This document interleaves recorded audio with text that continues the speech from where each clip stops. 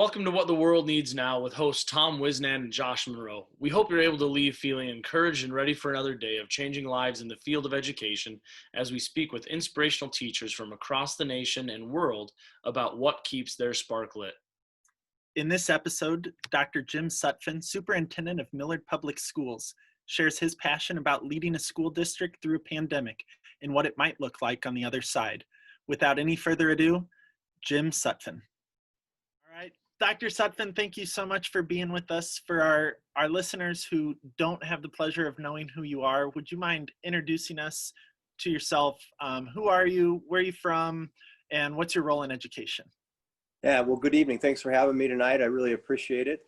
Name is Jim Sutphin. I'm the superintendent of the Millard Public Schools, which serves 24,000 students, pre-K through 12th grade. In my 7th year as superintendent and my 32nd year overall in education. I am a proud Millard grad. So being superintendent here is pretty special for me because it's deeply personal and I want kids to have great experiences in school. So thanks for having me. Absolutely. So Jim, you were a classroom teacher for quite a few years. Yep. And you've done everything in the district. You know how it works. You run the district now. What made you want to pursue a career in the education field? Yeah, I look back, I had some great teachers. I wanted to teach and I wanted to be a head coach, right? I loved track and field and did it in high school, did it in college. And I was an assistant track coach, assistant football coach. I taught biology and I actually taught English, believe it or not, and just loved it. And I never dreamt that I would really move beyond that. But 9 years in, I had an opportunity to try something different and became an assistant principal. And I never dreamt I would do anything beyond the assistant principal role. That's what's been the great part about education. There has never been a job that I haven't loved. I have loved them all and have found great satisfaction in all of them because what I do for a living doesn't matter. What matters is my life's mission, to live usefully while walking under the grace of God. That's how I view everything, right? And so every job I've been able to find a way to be useful to other people. And in this job as superintendent, I have a lot of usefulness, right? I have a lot of opportunities to help other people, particularly in a year in a pandemic. And I'm grateful for that. So I just can't ever remember ever wanting to be anything but an educator my whole life. That's awesome. You had a great journey to where you're at now. What's this year been like as superintendent? Because it's got to be a little bit different than the past 6. It's been rough, right? But it's also been rewarding, and it's been hard, and it's been motivating, right? I've had the opportunity to watch some of the most amazing educators do amazing work to get school open, keep school in session, and help move kids forward. What we forget oftentimes is our kids in 4th grade only have one 4th grade year. Our kids in 5th grade only have one 5th grade year. If you're a senior in high school, you get one senior year. So there is a sense of urgency to be open and to be open safely. And then to move the needle, right? To prepare our kids for the next level of their education without a need of being remediated. So it's been challenging, right? I mean, there's nights you come home and you're exhausted, or you just got one more email where somebody's not happy with the decisions you're making.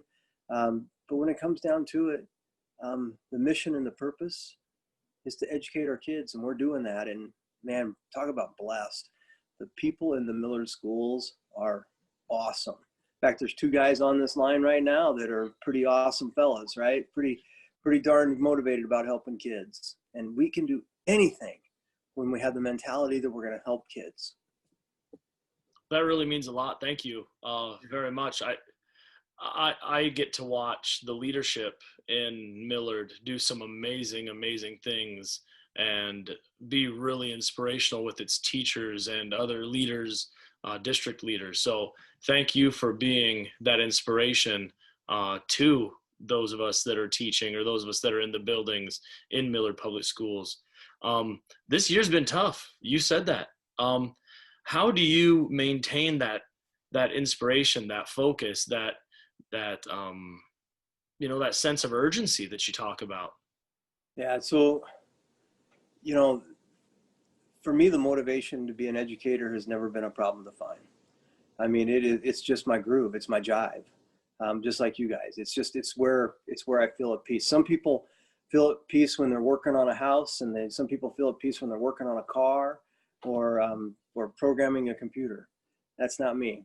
I feel at peace and my worth when I'm working with adults that are helping kids or working directly with kids.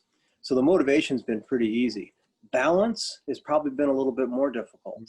It was pretty tough to get away in the summertime. Lots of phone calls in the evening.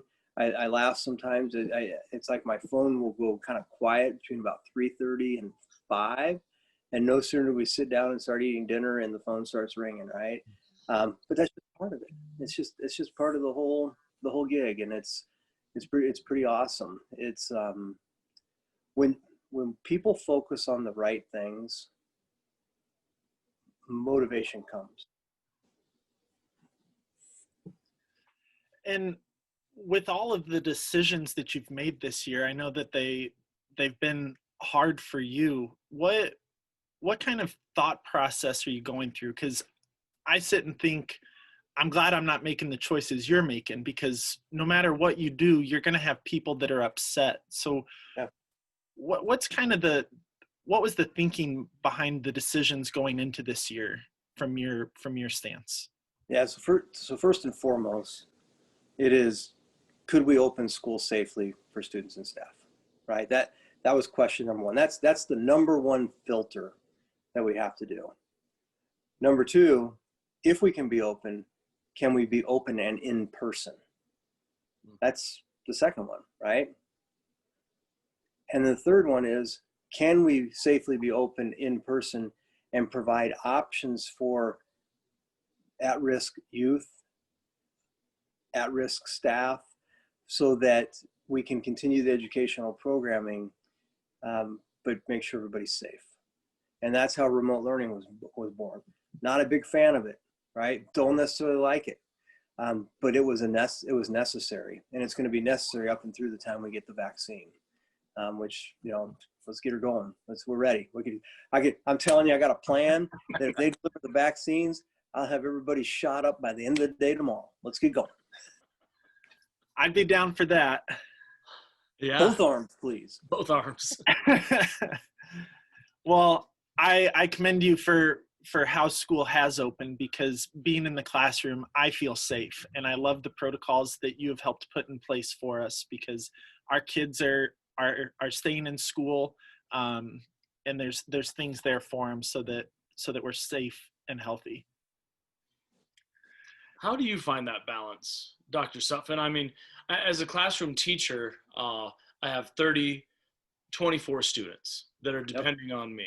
You have schools that are depending on your decisions. You have principals that are depending on your decisions. You have other district leaders. You have, frankly, the state of Nebraska sometimes looking at the decisions that Millard Public Schools that you make. So how do you find that balance? Yeah, so here's the good news. I'm a high energy kind of person, kind of like two of you guys. I like to have fun. I got a motor that kind of goes. So for me, I've had to learn to break it down: mental, physical, spiritual, right? And I got to find balance in all those places. So let's talk about physical, because that's what you can see. I'm an avid gym goer, right? I'm kind of a gym rat. I like to work out. I like to walk. I like to run. I like to ride a bike. I like to play racquetball. I like basketball. There isn't anything I really don't like to do. And I love to go hunting and fishing and doing those things, right? I'd like to be active. That's my balance time, right? That's my me time. I start off getting up about 4:30 every morning and headed to the gym. I do that because I'm going to give my first best to myself. And if I give my first best to myself, if I put my own oxygen mask on, then I can help other people. Same thing is true with the spiritual part. I spend a lot of time with a fellowship of guys that I know that are really good guys, and we hold each other accountable and able to be good fathers, to be good sons, to be good employees and good employers. And we talk about some serious stuff, right? We get down to the brass tactics about life.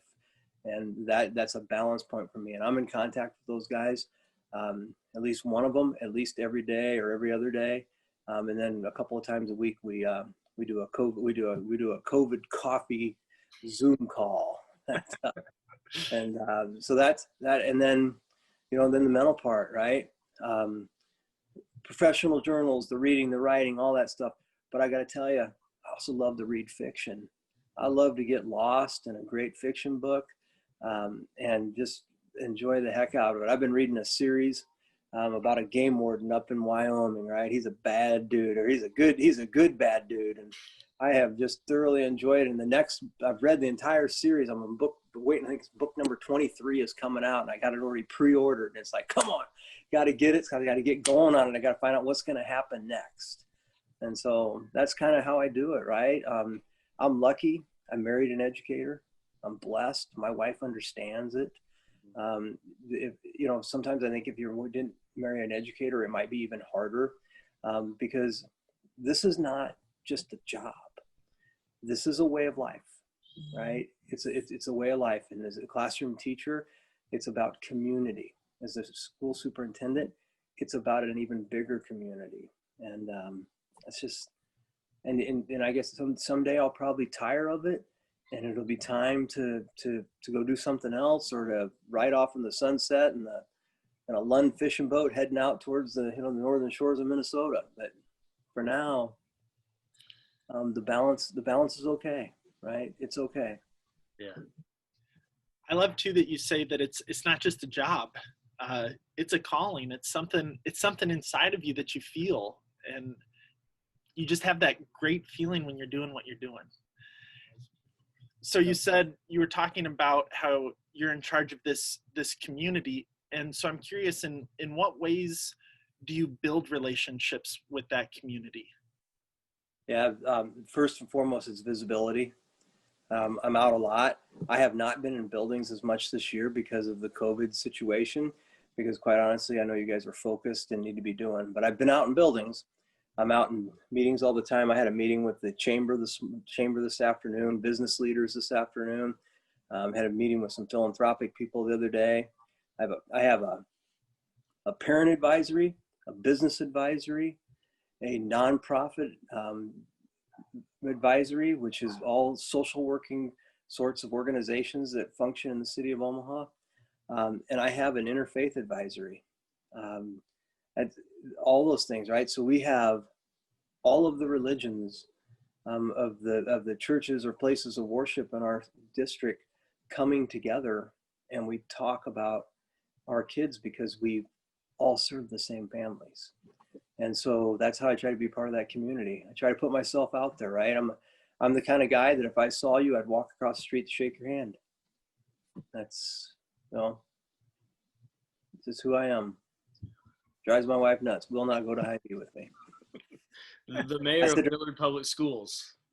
Yeah, I said, honey, I said, I don't understand why it's such a big deal to go to Hy-Vee. So we're only in here for an hour and a half. She says, yeah, but we didn't buy anything. Oh, I do. I love that. That you're out in the community and you're building community and you're bringing people together, and it's not just the social needs. You're looking after the spiritual needs of the community, engaging that side of things. Like you said, balance before. And hopefully we're on the tail end of this pandemic. And I think we in Millard are doing some fantastic things about looking forward and getting back to thriving. Would you just talk a little bit about what that looks like for Millard Public Schools, maybe for the schools in our state of Nebraska, and then take the big view of what that may look like for education across the country coming out of the pandemic? Yeah, so I think the scientific word that we all need to explore and understand is the word duh. So when people say to me, well, do you think you have a learning cap? Duh. Of course we do. You don't shut school down on March 12th and go to remote learning in 3 days and develop an educational program like that, and you also don't open school at 25% capacity for a week, and AB days at the high school for a couple of weeks, and you also don't quarantine 4,500 teachers and students and have 1,200 positive cases of COVID in a semester. That stuff adds up. All that does is says disruption, right? It's the psychological term is called flow, right? And that's what you as a teacher look for. You know it when you see it, right? It's just ingrained in you. It's when everything's jiving in that classroom, and the kids are on task and they're asking good questions and they're engaged in the activity, and what's happening is so much more pleasurable than anything in their personal life, that they are just there, right? You guys know what I'm talking about? Yeah. Oh yeah. So you're always looking for that flow.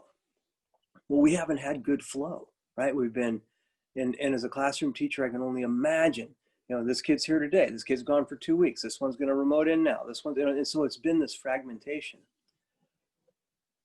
But because we opened in person, and the vast majority of our district attended in person, when you look at the numbers, right? When you look at the attendance and you look at the map results, we're growing again, right? We're starting to catch back up, and it's going to be a couple of years to catch up all the way. Now, I will also say this. We have to have a sense of urgency about ourselves with our high schoolers, right? A ninth grader that failed a couple of classes is now on a pathway of credit deficiency. If we don't help them get caught up, then their junior and senior year will be about making up courses of their freshman and sophomore year. And then they don't get to experience some of the really awesome things that happen when you get to that magical junior year. I mean, that's just like in college, right? You get to that magical junior year, you were done with all the gen eds and you had a lot more choice in your schedule. Same thing happens in our high schools. So recovery, in my mind, looks a couple ways. First of all, we have to figure out how we increase intensity, frequency, and duration. When it comes down to it, intensity, frequency, and duration is going to be the answer to everything. If you're a student that failed an algebra class, guess what? You just increased your duration because you're going back through it, right? Probably need to increase the intensity of which the lessons are happening and the frequency of which you're doing your homework to get through. Same thing is true with reading and math at the middle school, or in middle school and elementary level, but really at the middle school and elementary level, we're really looking for cognitive development and gap filling. Where did they fall off? Skill development. At the high school, yes, we are looking at skill development, but we're also looking at the attaining of the credit hours from passing the course. That numeric grade of 1 through 5 means something. And it means that you either mastered the subject or you were proficient in the subject enough to earn the credit to earn the diploma at the end of the path. And so that's kind of what we're working on, right? It's going to be awesome. It's going to be, we're going to do this thing. And we're going to get some federal dollars here that's going to provide some resource, right? I mean, it's a pipe dream without the resource, because how do you educate kids and increase intensity, frequency, and duration? You got to have more people to do it. So that was a long-winded answer. I'm sorry. You guys just kind of cut me off. Just mute me, and I'll be switching going like this, Well, I think it's good. It's good to hear all of that too. I'm in the leadership program, the Leadership Academy this year, and it's been nice for me to kind of see the curtain pulled back a little bit and get a view of things that as a teacher I'm not aware of all of the time. So I think it's really nice to be able to hear things like that. And in your opinion, with all of this going on, and besides a vaccine, what do you think the most pressing issue for public education is? Yeah, so it's really going to come down to a couple of things, right? First and foremost, what does the world need now? We need vaccine. We need it, and we need it here, right? It's just, if you're looking at it from an educator's lens, we need it here. We get it dispensed, both arms. It's good. We also have to recognize and acknowledge that we've been through a tragic event in our history. COVID-19 has really hit hard on people. People have lost loved ones. People have lost jobs. People have lost their savings, have their houses or will have their houses foreclosed on.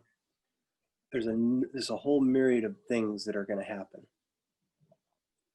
We have to recognize that the pathway to recovery will not be easy, but it will be doable, right? We can be optimistic about it, but we probably can't be the optimist. We have to be probably a little bit more of the realist who has their boots on the ground and is willing to trudge the heavy road that we have to trudge. And as we do that, we will develop more and more hope that we can persevere, right? And hope that we can achieve back to where we were and to be stronger than we've ever been, right? You as teachers, you can't go through what you went through and not have added 100 different tricks to your bag, right? Things that you're going to pull on for the rest of your life. The ability to Zoom and to use iPads and to motivate unmotivated students and to navigate difficult conversations with parents and difficult conversation with students and to work with online resources and to manage both a classroom and a Zoom call at the same time. I mean, you will have come out of this like with S's on your chest, right? I mean, Superman, super teacher. And that's going to be to our advantage as we go through this period of rebuilding, which we can do, but also we have to recognize it will take some time. And with our elementary kids, we have some time, right? We have some time to help them find that flow. Yeah. Our high school kids, we have some time, but not with our older high school kids, right? We gotta get them there. You know, I absolutely love teaching elementary kids. And something that I'm absolutely just floored by is their resiliency, but also how quickly they pick up on this technology. And they're telling me how to Zoom correctly. And the remote kids are like little business people. I'll tell them what time to be on and they're on. And, you know, they're getting their assignments done and turned in. And I think that there's, you know, we look at getting back to where we were. I also think that there's some opportunities to maybe zoom ahead a little bit in some other areas, in the use of technology, in the implementation of technology with some of these younger kids and getting them up to the level they were or higher. So, you know, you make a great point. I like to talk about it in kind of a visual sense, mountains and valleys. You know, up until COVID hit, we were on a mountaintop, right? We were rolling. Our school district was just rolling. And COVID hit, and it's like somebody pushed us right off the peak of the mountain. We rolled all the way to the bottom of the valley. Mm-hmm. And now we're trudging up that mountain, right? So I got a great idea. Let's scale a different mountain, right? If we scale a different mountain, we might have a different view, and we'll use different tools to get there. But we'll get there, and it will be empowering and invigorating and challenging and fulfilling. I mean, wow. I always used to tell people when I replaced one of the greatest superintendents to ever serve the state of Nebraska, Dr. Keith Lutz, was a mentor of mine for many years. Love this man. And I remember right after I got the job, somebody says, well, how are you ever going to fill those shoes? And I said, I'm not. Those shoes are too big for me. So I'm going to have to put on a different pair. So let's put on a different pair of shoes and climb a different mountain. I like viewing it like that. That's an awesome perspective to take. Jim, I love that about that mountain. I was listening to NPR and they said, you know, the business world, a lot of changes were inevitable in business, and a lot of the industry that has really come along during the pandemic wasn't going to come along as quickly. It was going to happen. The food hubs and grub hubs and all these delivery places, they were inevitably going to be great. But the pandemic sped them up by about 5 years. Yep. Do you think the same thing's happening in the evolution of education or the use of technology? And then would you say it was 5 years, or what's your take on all of that? I don't know if I could quantify the years, but what I would say is we now have an iPad in every kindergartner's hands, and a first grader and a second grader. Not to use all the time, but to allow for a professional educator to make a deliberate choice to use technology as a mode for learning, right? We never had that access before. Mm-hmm. You guys know as well as I do, professional development can be very difficult and hard, and people resist. Well, those that adapted during the shutdown, which was about 99% of our staff, they adapted out of need of survival to do their job. And it was no longer about, oh my God, I got to learn this. And oh my God, I got to learn this. It was, holy cow, I got to learn this or I can't reach my kids. And the love for my kids is outweighing my discomfort with the technology. And so, yeah, I mean, I think we have been rocketed into the fourth dimension of living here. And now we just need to figure out what we do with it. Yeah. How long do you think it would have taken us to train 24,000 kids and 3,000 adults on Zoom in a regular year? It would have been an 18-month rollout. Oh, right? It would have been a lot. Yeah. We did it in about 8 days. Mm-hmm. Mm-hmm. Right? Exact. Yeah. How many of you work on Exact Path? We aren't working on it anymore, right? We just do it. Yeah, or Google Classroom for the elementary kids, and Yep. the list of apps goes on and on. Like, it's really incredible. Yeah. So Awesome. What a time to be alive, right? The access of information and the ability to learn. mm-hmm. Incredible. Mm-hmm. I think about that quite a bit too. Like, this year has been hard and this year stinks.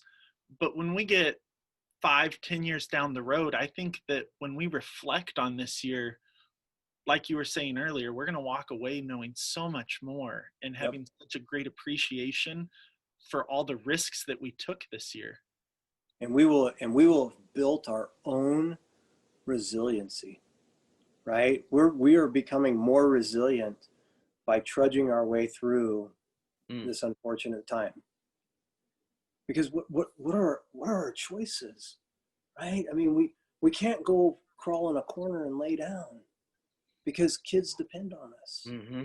These kids need us, and that service to others to live usefully is driving, I think, all of us as educators.